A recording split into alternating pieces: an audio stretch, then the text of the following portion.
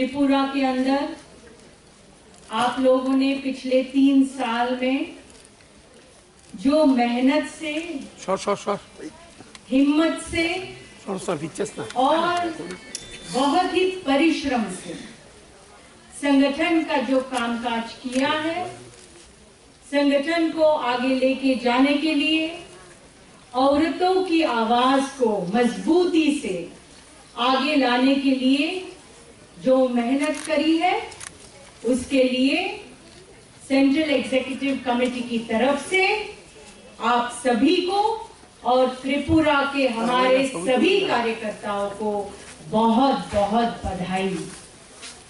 साथियों, ये 3 साल हमारे लिए, पूरे देश के लिए और पूरी दुनिया के लिए बहुत ही कठिन साल रहे हैं। हम जानते हैं कि ये पूरा महामारी का जो माहौल बना, आप जानते हो ना, मेरी बात समझते हो? हिंदी समझ में आती है? सिंपल हिंदी में मैं बात करूंगी, ठीक है? तो ये पूरा जो महामारी का काल हुआ, ये कोरोना, उससे पूरे देश के अंदर, पूरी दुनिया में बहुत ही कठिन परिस्थिति तैयार हुई। और ये कठिन परिस्थिति में सबसे ज्यादा मुसीबत औरतों पे आई, क्योंकि एक तो घर की परिस्थिति और दूसरी बीमारी की परिस्थिति। हमारे देश में लॉकडाउन डिक्लेयर हो गया। ये लॉकडाउन का मतलब पहले तो समझ में नहीं आया, पहली बार वो शब्द सुना था, और जब उसका मतलब समझ में आया तब हमने देखा कि घर के अंदर सबको ढकेल दिया। कोई काम नहीं, कोई पैसा नहीं, इलाज की सुविधा नहीं, कैसे जिए? पूरे देश में जो प्रवासी मजदूर है, आप जानते हो ना प्रवासी मजदूर मतलब क्या? दूसरी जगह पे जाके जो काम करते हैं। हमने टीवी में देखा, लाखों की तादाद में शहरों से प्रवासी मजदूर चल रहे हैं। जो प्रेग्नेंट औरतें हैं, छोटे बच्चे चल रहे हैं। भूख से कई लोग मर गए, एक्सीडेंट में कई लोग मर गए, लेकिन गवर्नमेंट ने कुछ भी पहलकदमी नहीं करी। 2020, 2021 इसमें चला गया। अभी 22 में थोड़ा सा बाहर निकलने का शुरू हुआ। क्या है जिम्मेदारी सरकार की? सरकार क्यों है?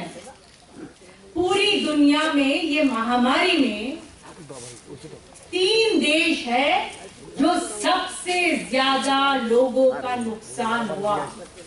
एक अमेरिका, एक ब्राजील और एक भारत, इंडिया।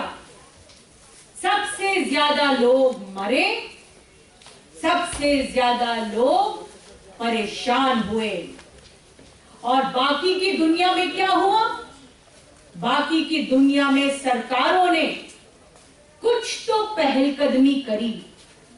हमने यहाँ पे डिमांड किया, एडवा ने डिमांड किया, महिला समिति ने डिमांड किया कि सबके खाते में 7,500 रुपया डालो, ताकि लोगों के पास थोड़ा पैसा रहे।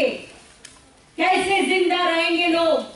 हमारे देश में 90% लोग ऐसे हैं जो रोज कमाते हैं और रोज खाते हैं। बैंक बैलेंस कुछ नहीं है। जो मिडिल क्लास एम्प्लॉई होता है, थोड़ा सा उनके पास बैंक बैलेंस होता है। बाकी के मजदूरों के पास क्या बैंक बैलेंस है? कुछ नहीं है। तो कैसे जिंदा रहेंगे?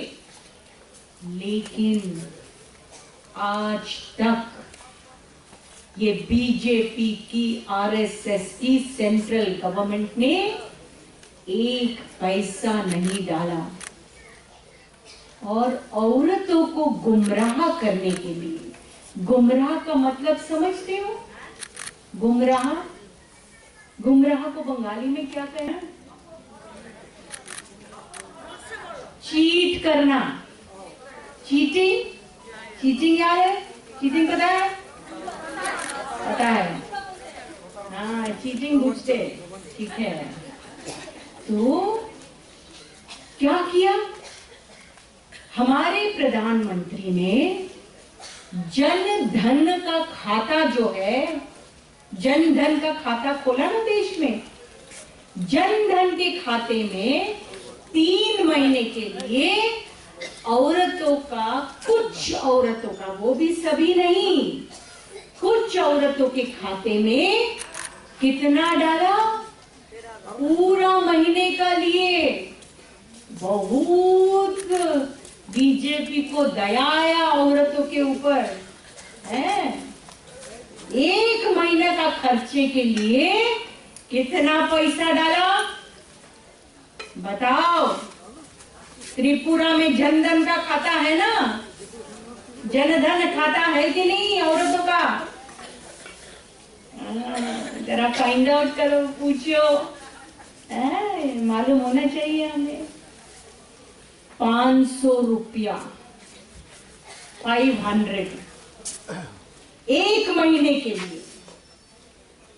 500 रुपया में जिंदा रह सकता है 1 महीना? आप मार्केट में जाओगे तो 2 किलो तेल आएगा, 2 लीटर तेल आएगा सिर्फ 500 रुपया में। इतना महंगा हो गया तेल।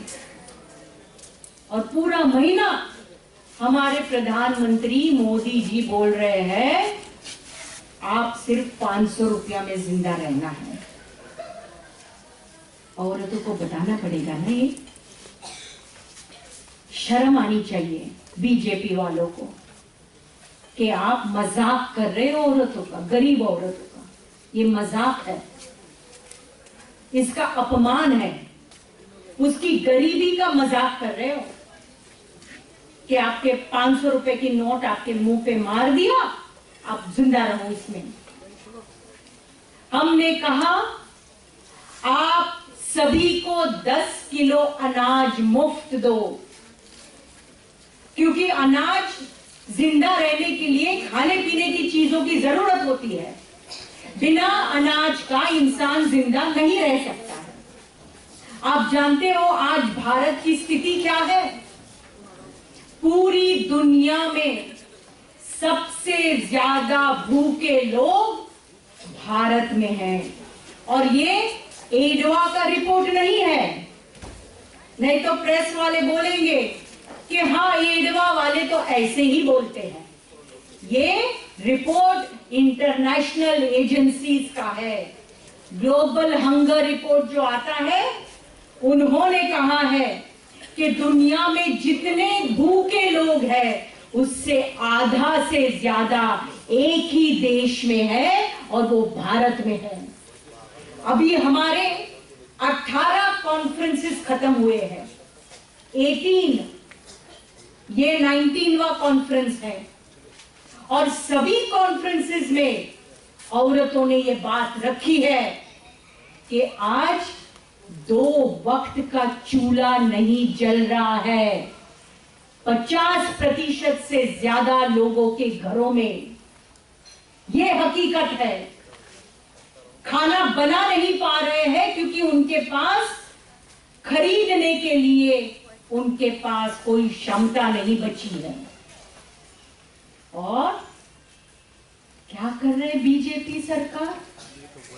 मैं जब बीजेपी बोलती हूँ ना, तो हम लोग तो पूरे देश में सिर्फ बीजेपी नहीं कहते, बीजेपी आरएसएस की सरकार, क्योंकि आरएसएस चलाती है बीजेपी को। तो ये बीजेपी आरएसएस की सरकार अनाज जो है लोगों तक देने के बजाय क्या कर रही है? अनाज को इथेनॉल तैयार करने के लिए डाइवर्ट कर रही है। इथेनॉल जो होता है वो पेट्रोल के की क्षमता बढ़ाने के लिए इस्तेमाल होता है। मतलब इससे ज्यादा बेरहम सरकार कौन हो सकती है कि लोग भूख से मर रहे हैं, उनको अनाज न देते हुए उनका मुंह से निवाला छीनने का काम ये बीजेपी आरएसएस करके वही अनाज, चावल, गेहूं वो डाइवर्ट कर रही है दूसरे जगह पर। गुस्सा आना चाहिए ना। और बहुत ही बढ़िया चीज करी हमने। 15 अगस्त को आजादी का दिन मनाया। आजादी का दिन है ना, भारत आजाद हुआ ना 15 अगस्त को। कितने साल पहले? कितना साल हुआ हमारी आजादी को? 75 ईयर्स, है ना। मतलब हम सब जो यहाँ बैठे हैं ज्यादातर आजाद भारत में पैदा हुए हैं, है ना। 75 ईयर्स अनाज पे, खाने पीने की वस्तुओं पे टैक्स नहीं था। और 75 साल हम जब मनाने जा रहे हैं तो उसके पहले 15 अगस्त के कुछ दिन पहले, 10-15 दिन पहले हमारे प्रधानमंत्री ने 5% जीएसटी अनाज पे लगा दिया। इसका मतलब क्या होगा? इसका मतलब होगा अनाज और महंगा बनेगा। मतलब ऑलरेडी लोग भूख से मर रहे हैं तो और ज्यादा लोग भूख से मरेंगे। अभी 50% मर रहे हैं तो अभी 80% मरेंगे। ये है आज स्थिति। और अनाज पे 5% जीएसटी। जीएसटी मतलब टैक्स। जो हीरा है, हीरा जानते हो? हीरा वो गहने बनाते हैं, है ना, इयररिंग, अंगूठी, हीरा जानते हो ना। डायमंड, हीरा पे, डायमंड पे टैक्स कितना है? 3%। सोने पे कितना है? सोना जानते हो? गरीब लोग नहीं खरीद सकते हैं। सोने पे टैक्स 2.5%। मतलब जो पैसे वालों के लिए सोना चाहिए, हीरा चाहिए, उसके ऊपर कम टैक्स, और जो जिंदा रहने के लिए अनाज की जरूरत है उसके ऊपर ज्यादा टैक्स। ये है असली चेहरा मोदी, बीजेपी, आरएसएस का। काम के जगह पर कटौती हो रही है, सभी जगह प्राइवेटाइजेशन हो रहा है, सभी जगह निजीकरण। आज कोई भी क्षेत्र हमारे देश का भी बचा नहीं है जिसका प्राइवेटाइजेशन नहीं हुआ। इवन जो हमारा संरक्षण खाता है, डिफेंस सेक्टर, उसका भी प्राइवेटाइजेशन हो रहा है। अभी तो हमारे सैनिक जो है, सोल्जर, उसका भी ठेके पे लगाएंगे। अग्निपथ सुना ना? Agnipath scheme, part time soldier. कभी सुना है पार्ट टाइम सोल्जर? दुनिया में नहीं है, भारत में। 4 साल काम करो और फिर छुट्टी। जिंदगी का कोई गारंटी नहीं। तो सभी चीज का निजीकरण जब होता है तो क्या होता है? कामगारों की कटौती होती है। मतलब और लोगों को संगठित क्षेत्र में काम नहीं मिलेगा। और दूसरा है निजीकरण। वो किसका कर रहे हैं? Railways, banks, airport, port, universities, electricity, पानी। आप देखिए ये सब क्या है? ये किसकी प्रॉपर्टी है? रेलवेज। रेलवेज किसके पैसे से खड़ा हुआ? जो पोर्ट है वो किसके पैसे से खड़ा हुआ?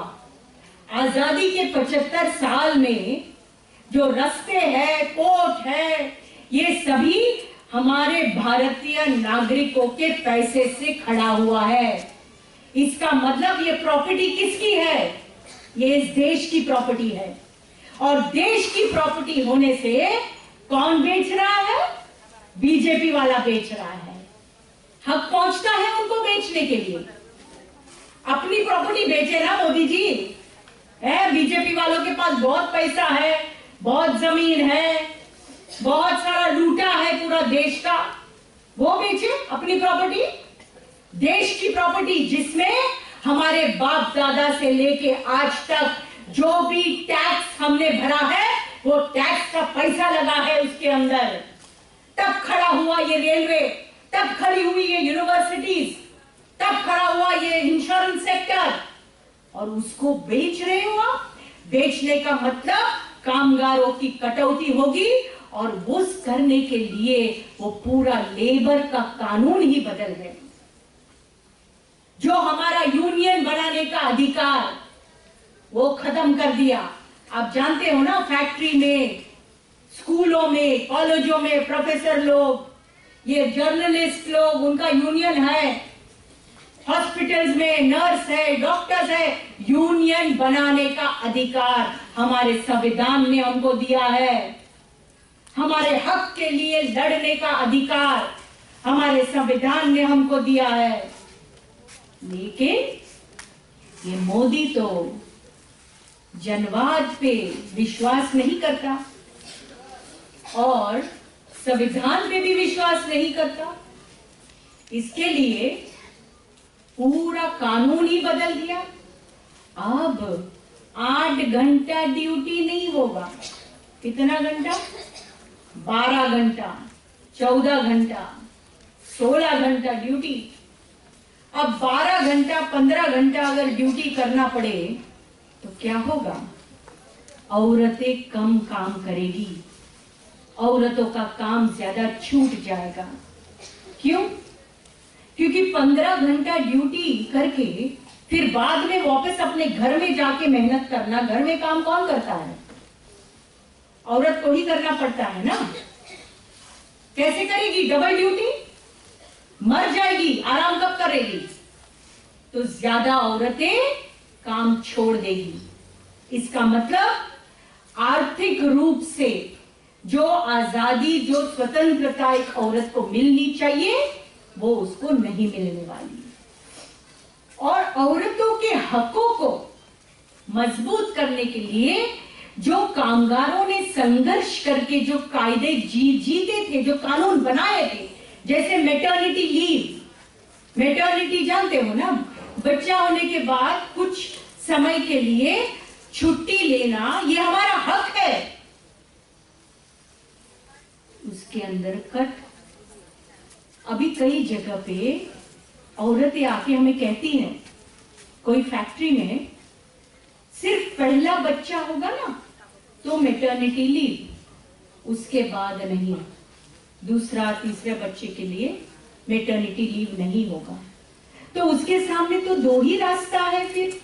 एक तो दूसरा बच्चा पैदा न करे या काम छोड़ दे। अब औरतों के हाथों में तो होता नहीं है।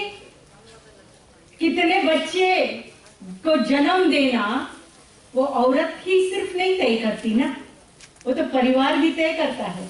अगर पहली बेटी हुई तो बेटा तो चाहिए।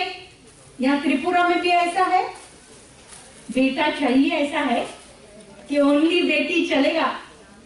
है, चलेगा? नहीं चलेगा। हमने मोर्चा तय किया है, लेकिन पुलिस बोलता है जमाबंदी नहीं निकाल सकते हो। अरे जमाबंदी तो हर एक बीजेपी के स्टेट में होता है। यूपी में हम लोग 10 लोग एक साथ में आएंगे, पुलिस आ जाता है, अरेस्ट करके लेके जाता है। नहीं करना चाहिए। ये क्यों कर रहे हैं? क्योंकि वो डरते हैं, डरपोक है, वो डरते हैं, लोगों के संघर्षों से डरते हैं। वो लोगों को उनको डर है कि लोगों को अगर सच पता चल गया तो उनकी गद्दी एक दिन भी नहीं टिकेगी।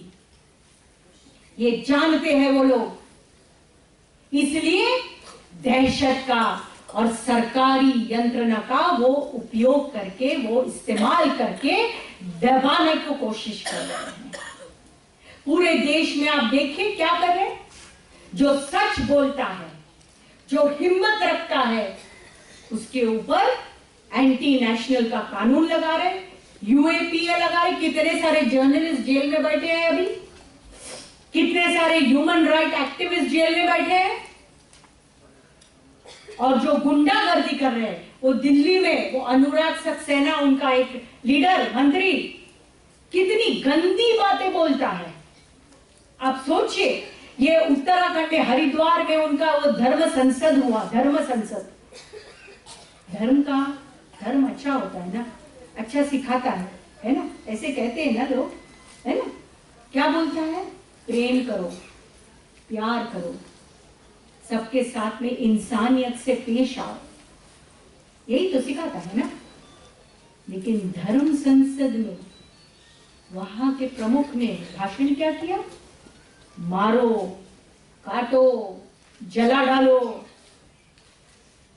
ये बताना पड़ेगा ना, ये तो धर्म नहीं है, ये है पॉलिटिक्स। इसको बोलते हैं धर्मांधता। मतलब राजनीति में धर्म को डाल दो और लोगों की एकता को बंटवारा करो, और वो बंटवारा करके इलेक्शन जीत लो। इलेक्शन जीत के जिनको बंटवाया उसी को मारो। ये है षड्यंत्र, यही है उनकी चाल और रीत, यही चल रहा है देश के अंदर।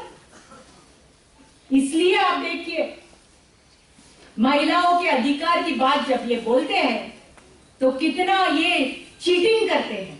मैं अभी चीटिंग ही, गुमराह नहीं शब्द इस्तेमाल करूंगी। मोदी जी ने 15 अगस्त को भाषण किया ना, 15 अगस्त प्रधानमंत्री भाषण करते हैं ना, क्या बोला? बाकी सब भाषणों के अंदर एक सेंटेंस उनका था, क्या था? औरतों की इज्जत करनी चाहिए हमारे देश में। बोला ना ऐसा? कुछ कुछ सुना होगा आप लोगों ने, पेपर में आया भी होगा छाप के। इज्जत करना चाहिए। ओ मोदी जी, जब हाथरस में वो लड़की के ऊपर बलात्कार हुआ और पुलिस ने रात को चुपचाप उसको जला डाला, तब आपका मुंह क्यों नहीं खुला? इज्जत करना चाहिए। अंकिता का 22 साल की बच्ची का बलात्कार होके मर्डर हो गया उत्तराखंड में, आपके नेता का बेटा उसमें फंसा हुआ है, तब आपका क्यों नहीं मुंह खुला? इज्जत नहीं करनी चाहिए? कुमारघाट में 15 साल की बच्ची को आप ही के बीजेपी के राज्य के अंदर त्रिपुरा में गैंगरेप हुआ, मुंह नहीं खुलना चाहिए? इज्जत करने की बात कर रहे हो आप। हमेशा जब गरीबों पे, औरतों पे अत्याचार, अन्याय और लूट होता है, ये प्रधानमंत्री चुप रहते हैं। ऐसा है प्रधानमंत्री कभी भारत को मिला है? और सबसे, औरतों से सबसे ज्यादा बेवफाई का काम कोई सरकार ने नहीं किया होगा जो ये सरकार ने किया। औरतों की इज्जत करना चाहिए, भाषण कर रहे हो, और गुजरात में 15 अगस्त को ही पूरे देश की औरतों को आप संदेशा दे रहे हो कि बीजेपी, आरएसएस बलात्कारियों को, मर्डर करने वालों के साथ में है। वो 11 गुनहगारों को, बुल्किस बानो के 11 गुनहगारों को आपने छोड़ दिया और भाषण कर रहे हो औरतों की इज्जत करनी चाहिए। और पीछे के दरवाजे पे आप ही की सरकार ने गुजरात में वो बिल्किस बानो 20 साल तक लड़ी साथियों, 20 साल लड़ी वो। उसके पूरे परिवार को खत्म कर दिया, उसकी 3 साल की बच्ची को नहीं छोड़ा। हमारे घरों में बच्चियां हैं ना, हमारी नहीं तो हमारी बेटी की होगी, हमारे बेटे की होगी। आप अपने आप को बिल्किस बानो की जगह रखिए, 1 मिनट के लिए रखिए। यहां पे सिर्फ औरतों को नहीं, पुरुषों ने भी बिल्किस बानो की जगह अपने आप को रखिए। वो भाग रही है बचाने के लिए अपने आप को, पूरा परिवार भाग रहा है। 2002 में उनका पीछा कर रही है बीजेपी के गुंडे सब। ये लोग पैदल भाग रहे हैं, ये लोग गाड़ी में है, तो नेचुरली गाड़ी ज्यादा तेज जाएगी। पकड़ लिया उनको, 14 फैमिली परिवार के ऊपर तलवारों से घाव करके मार डाला। बिल्किस बानो की मां पे बलात्कार किया, बहन पे बलात्कार किया, सामूहिक बलात्कार। 8-10 लोगों ने, और उसकी 3 साल की बच्ची को उसके हाथ में से खींचकर जमीन पे पटक कर उसका सिर फोड़कर उसको मार डाला। ऐसे गुनहगारों को ये बीजेपी ने छोड़ दिया। माफ करेंगे हम उनको? कोई भी औरत माफ कर सकती है उनको इस देश में? উদ্বোধনী যে কর্মসূচিটা সম্মেলনে, তাকে আমরা সকলের জন্য উন্মুক্ত।